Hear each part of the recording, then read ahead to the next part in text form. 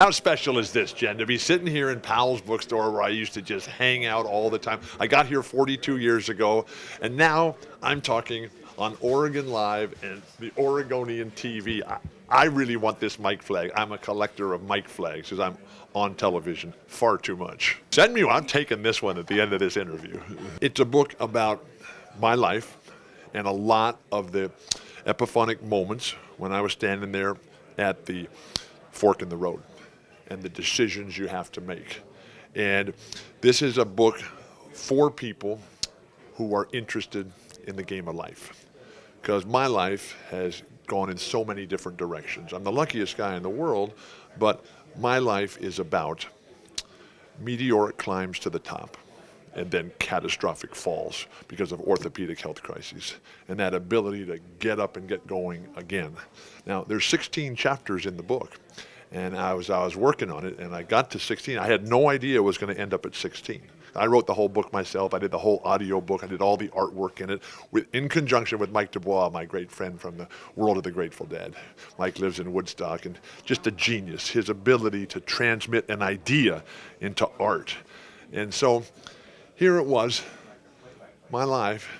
It kept coming back to me how it was all about success and then failure, about hope, and then about despair.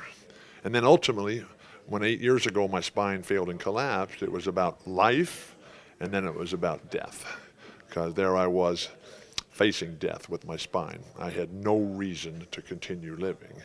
And so this is not a book for kindergartners.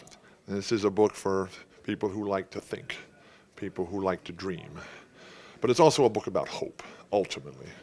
I'm super lucky, Jen, in that I've gotten all better. And things have never been better for me.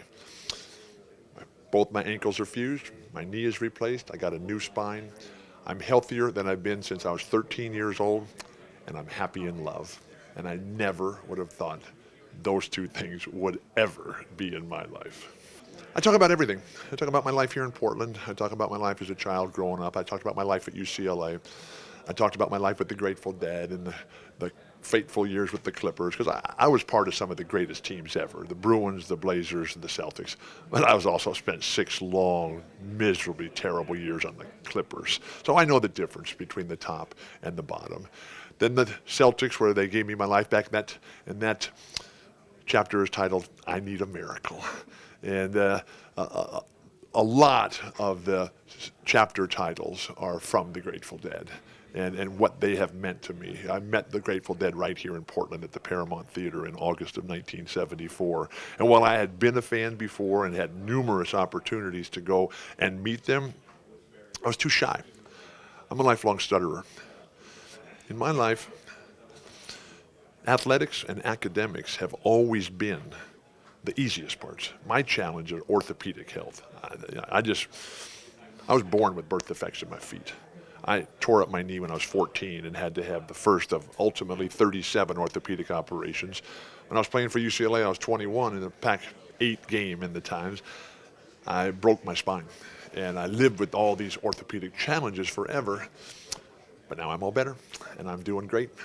And chapter 16, once in a while, you get shown the light in the strangest of places if you look at it right. And I'm just starting chapter 17 right now.